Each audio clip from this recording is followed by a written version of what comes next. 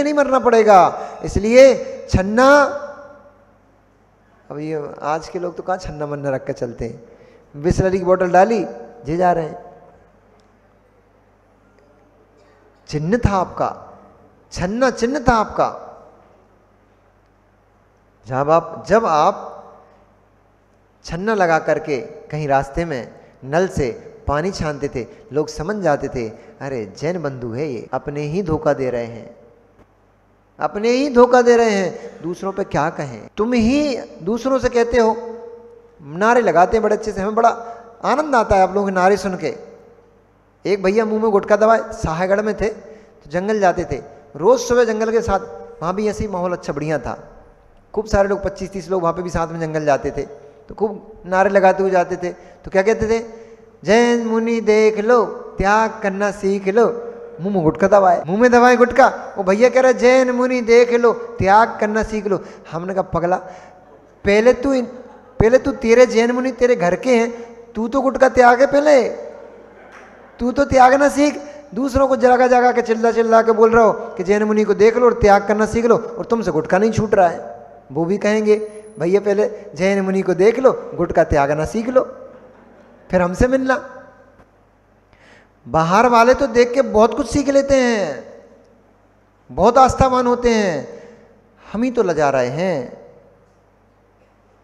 हम ही तो व्यसन कर रहे हैं, हम ही तो गुटखा सिगरेट कर रहे हैं। हम मतलब हम नहीं कर रहे हैं, आप लोग नहीं तो कह रहे महाराज क्या शुरू कर दिया क्या, अभक्ष पदार्थों के मुनिराज तो त्यागी होते हैं, आप लोग ही तो जैन धर्म की नाक को कटा रहे हो, फिर कैसे कहते हो कि हम जैन हैं। कनक कलेवा छन्ना, ये जैनी के चिन्ना, रात्रि में भोजन नहीं करता जैन। हम तो बार बार इसलिए बोलते रहते हैं, कभी तो ठोकर लगे। बोले महाराज एक विषय को बार बार घुमा फिरा के वहीं ले आते हो, आपको मजा आता है ऐसा करने में। हाँ मजा आता है, इसलिए मजा आता है, 50 बार बोलेंगे, कभी तो शर्म लगेगी, कभी तो शर्म लगेगी कि महाराज हर कभी हमें वो टोकते रहते हैं, बोलते रहते हैं, आज छोड़ ही दो। जिस दिन ऐसा हो जाएगा बहुत अच्छा हो जाएगा, हमारा 50 बार बोलना सार्थक हो जाएगा। तो ऐसे ही सुख का समय बीतते बीतते देर नहीं लगते। बे हनुमान और अंजना पवनंजय, इनका समय घर भी नहीं गए, वो तो वहीं हनुद्वीप में ही रुके रहे और साल साल व्यतीत हो गए। मैसेज जरूर पहुंचा दिया था कि भैया अंजना मिल गई हैं और सुरक्षित हैं हम लोग, हनुद्वीप में अभी हम निवास कर रहे हैं, आप लोग भी सुख से निवास करो, किसी प्रकार का विकल्प चिंता नहीं करना। ऐसा सालों पे साल व्यतीत होते चले गए। हनुमान भी अब तक युवा हो चुके थे और जब बहुत समय व्यतीत हो गया तब पुनः जिस वरुण को पवनंजय ने पकड़ के रावण के सुपुर्द किया था, हवाले किया था, अब खरदूषण तो छूट गए थे, परंतु वरुण ने पुनः रावण की अवज्ञा करना प्रारंभ कर दी। पुनः वरुण रावण की आज्ञा में नहीं जीता था। इससे क्रुद्ध होकर के बिना ही समझ संदेश दिए वरुण को और उसके ऊपर चढ़ाई करने का मन बना लिया। पुनः उसने सारे जितने भी वानरवंशी बड़े बड़े राजा थे उन सबका आह्वान किया कि वरुण पुनः उद्दंड हो गया है, इसलिए अब की बार उसको बहुत अच्छे से सबक सिखाना ज़्यादा जरूरी हो गया है। अभी तो पवनंजय ने मात्र खरदूषण को छुड़ाया था, परंतु उसको अब दंड देना बहुत जरूरी हो गया है, क्योंकि वह उद्दंडी हो गया है, वह मेरी आज्ञा का उल्लंघन करता है, अवहेलना करता है। इसलिए पुनः सभी राक्षस वंशी, सभी वानरवंशी राजाओं का आह्वान किया। सभी राजा महाराजे दशानन के लिए युद्ध के लिए दशानन के पास जाने लग गए। तब यहाँ पर हनुमान के पिता पवनंजय और प्रतिसूर्य मामा नाना प्रतिसूर्य, उन्होंने भी कहा, हनुमान को अपने पास बुलाया और उनके राज्याभिषेक की तैयारियां हुई। उनको बुला करके जब कलश आदि आए, मुकुट, तलवार आदि आदि जो भी आवश्यक वस्तुएं होती थीं उनको बुलाया। तब हनुमान ने पूछा कि नाना श्री ये सब क्या है? तब उन्होंने कहा, प्रतिसूर्य जो अंजनी के मामा थे, उन्होंने कहा, बेटा हम सभी दशानन रावण के स्वामी हैं, रावण हम सभी का स्वामी है और उनके ऊपर विपत्ति आ पड़ी है।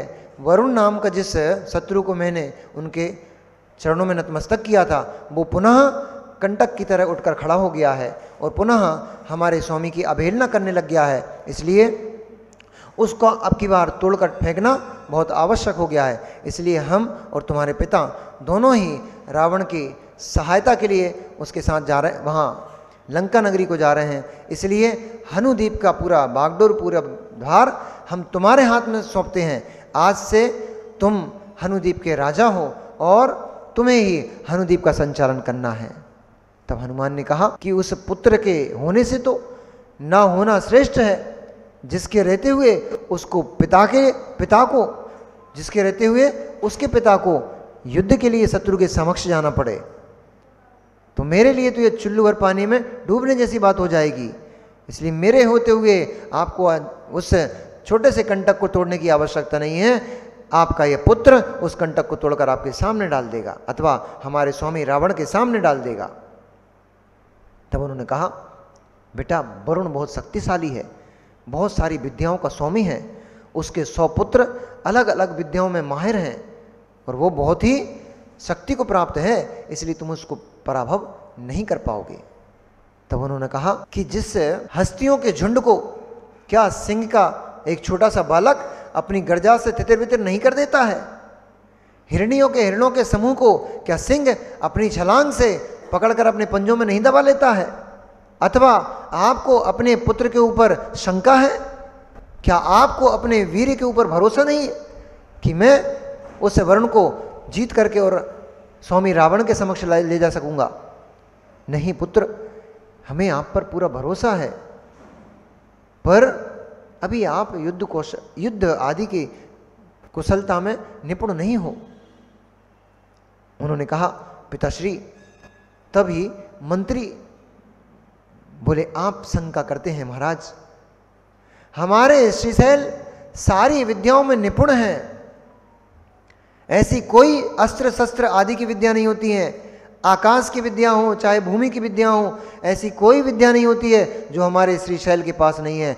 और आपको शायद ज्ञात ना हो अथवा आपका विस्मरण हो गया हो कि जिस बालक ने ऊपर से गिरते ही इतने बड़े पर्वत को चूर चूर कर दिया था, तो वरुण उसके लिए क्या मायने रखता है? वरुण तो उसके उंगली का इशारा भी नहीं है। हमारे हनुमान, हमारे श्रीशैल उस वरुण को अपनी मुट्ठी में यूं दबोच करके और स्वामी रावण के समक्ष लेकर जाएंगे, आप निश्चिंत रहिए।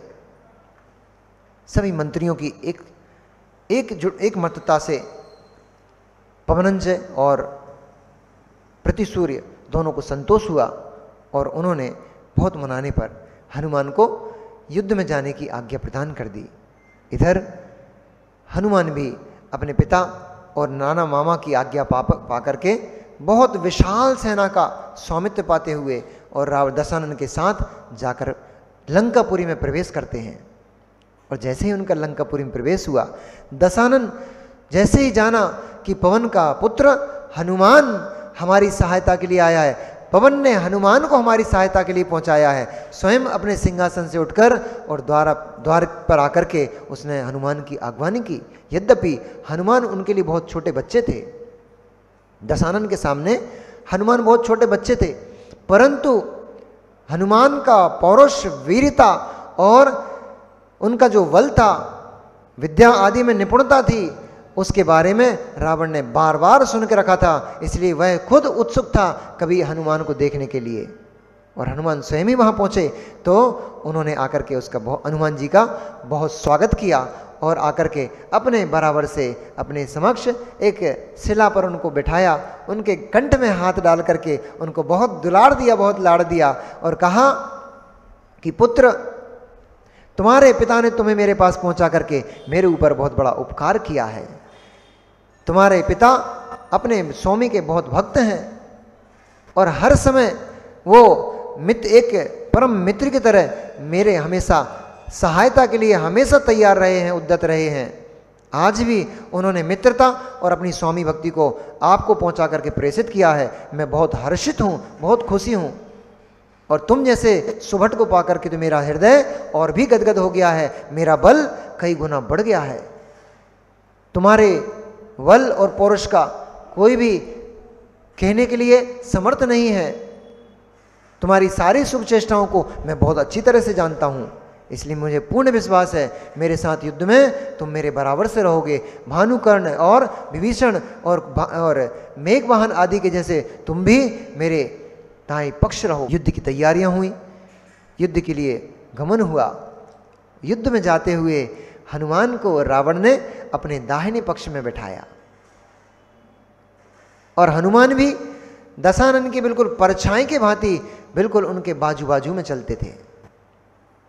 इस प्रकार से जब बहुत भारी विकट युद्ध प्रारंभ हो गया और उस युद्ध में विभीषण आदि योद्धाओं को 100 पुत्रों ने घेर लिया और अपने जब तक वो अपनी विद्याओं का प्रयोग दिखा पाते तब तक विभीषण को नहीं, दशानन को युद्ध में जब वरुण उठकर सामने आने लग गया तो वरुण का प्रतिकार करने के लिए बहुत भयंकर युद्ध हुआ। अब समय जा रहा है इसलिए युद्ध का वर्णन नहीं करते हैं। भयंकर युद्ध हुआ और ऐसा युद्ध हुआ कि युगों युगों तक लोगों की दृष्टि में वह दृश्य झूलता रहे, घूमता रहे। ऐसा भयानक युद्ध हुआ, उसमें कई योद्धाओं के तो धड़ के धड़ गायब हो गए, खून की नदियां बह गईं और जो विशाल प्रांगण था, जो विशाल मैदान था, वो जहां देखो वहां तलवार आदि की गर्जना से और गदा आदि के प्रहार से कंपायमान हो रहा था।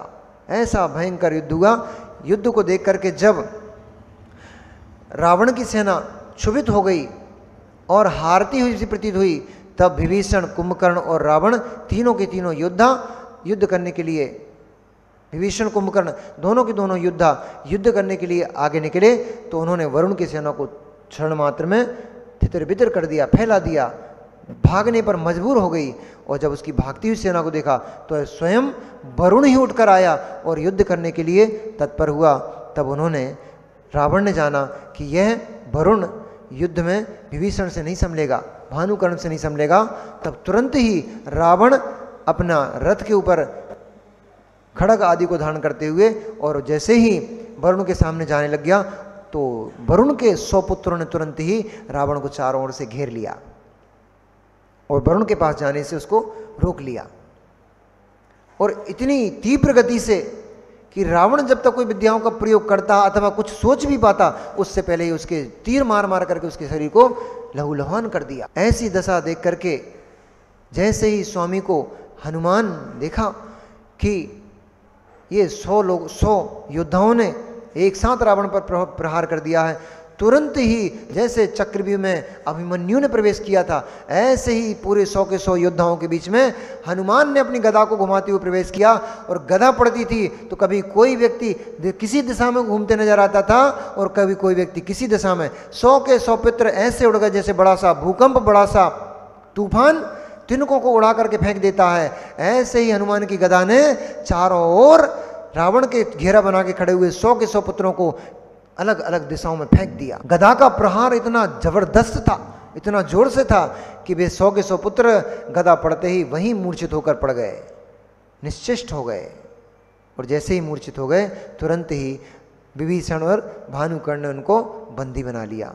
और इधर रावण जब तक संभलता तब तक पुनः हनुमान ने जोर से छलांग लगाते हुए और वरुण के सर छाती पर बहुत जोर से गदा दे मारी और उस गदा के प्रहार से वह वरुण भी तुरंत ही मूर्छा खा के गिर गया और उसको पकड़ करके हनुमान ने रावण के सामने लाके खड़ा कर दिया। इस बात से प्रसन्न होकर के क्या हुआ ये पता लगेगा कल। नमो रियंताड़म, नमो सिद्धाड़म, नमो आयरियाड़म, नमो वज्रायणम, नमो लोय सब साहुड़म। मनुष्यों, वर्तमान शासन आयोग भगवान वर्धमान स्वामी के शासन काल में हम सभी भवजीव यहाँ विराजते हैं। परम भट्टारक महाश्रमण उन भगवान वर्धमान स्वामी के मुख कमल से निश्चित भागवादिनी भगवती माँ जिनवाणी का हम सभी भवजीव यहाँ करुणांजलि लगा करके पान कर रहे हैं। यह भागवादिनी यह भगवती माँ जिनवाणी सभी जीवों का कल्याण करे, सभी जीवों का मोक्ष मार्ग प्रशस्त करें। संसार में इस जीव की बड़ी विचित्र दशा है। अपने ज्ञान का विपर्यास करते हुए, ज्ञान का दुरुपयोग करते हुए यह जीव निरंतर निरंतर पाप कर्म का बंध करता रहता है और उसी पाप कर्म के निमित्त से फिर यह संसार में चारों गतियों में और नाना पर्यायों में घूमता हुआ कभी सुख का वेदन करता है, कभी दुख का वेदन करता है। और इस सुख और दुख के बीच में यह जीव निरंतर परिभ्रमण करता हुआ क्लेश को ही प्राप्त होता है। आश्चर्य, जिस ज्ञान से ये सारे तत्वों का निर्णय करता है, जिस ज्ञान से संपूर्ण पदार्थों को यह जीव जानता है, आश्चर्य है, सब कुछ जानता है, पर यह जीव निज को नहीं जानता है। सबको पहचानता है, सबके बारे में सब जानता है, परंतु सिर्फ निज के बारे में नहीं जानता है। ये बड़े आश्चर्य की बात है और यही ज्ञान का विपर्यास है। संपूर्ण पदार्थों को जानते हुए भी उसमें से निज पदार्थ को नहीं जानता है, तो उसका ज्ञान किस काम का।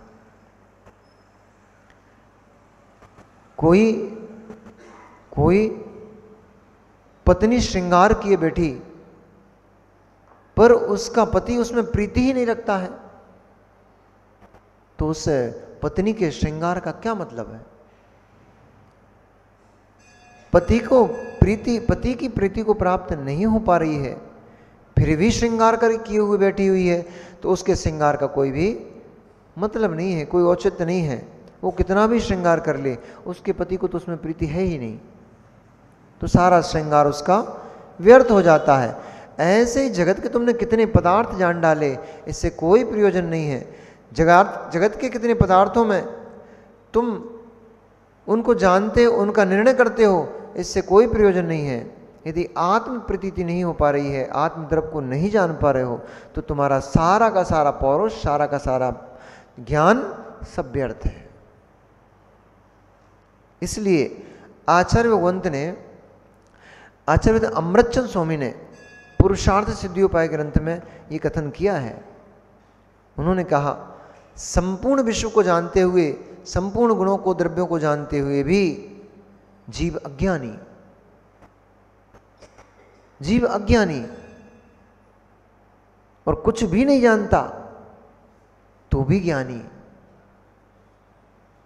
संपूर्ण जगत को जानता है, द्वादश अंग का 11 अंग का पाठी है, 11 अंग का जानता ज्ञान है उसको, तब भी जीव अज्ञानी। क्यों? आत्म वैभव को नहीं जानता है। 11 अंग के ज्ञान को तो जानता है, परंतु निज आत्मद्रव को नहीं जानता है, इसलिए अज्ञानी।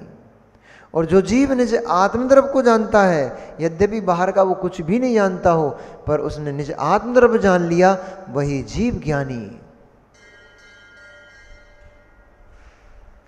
अब कोई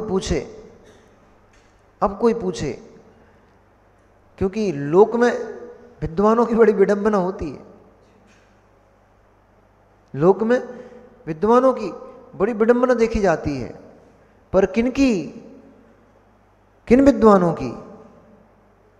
जो केवल लौकिक ज्ञान को तो रखते हैं, अथवा शास्त्र के ज्ञान को तो रखते हैं, पर आचरण शून्य है, ऐसे विद्वानों की विडंबना होती है।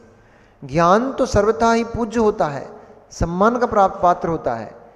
ज्ञान कभी असम्मान को प्राप्त नहीं होता, और उस ज्ञान से युक्त ज्ञानी नियम से सम्मान का पात्र होता है, सम्मान को प्राप्त करता है। ज्ञान को रखते हुए भी जो आचरण में हीन प्रवृत्ति करता है, उस जीव का तिरस्कार होता है, उस जीव का अपमान होता है। और लोक में अक्सर ये देखा जाता है कि आपको ज्ञानी तो मिल जाएंगे, लेकिन ज्ञानी, आचरणवान ज्ञानी कम मिलेंगे। ज्ञान के साथ यदि आचरण आ जाए तो फिर क्या कहने हैं। ज्ञान के साथ यदि आचरण आ जाए फिर तो क्या कहना है। क्योंकि ज्ञान सम्मान को प्राप्त होता है और आचरण पूज्यता को प्राप्त होता है।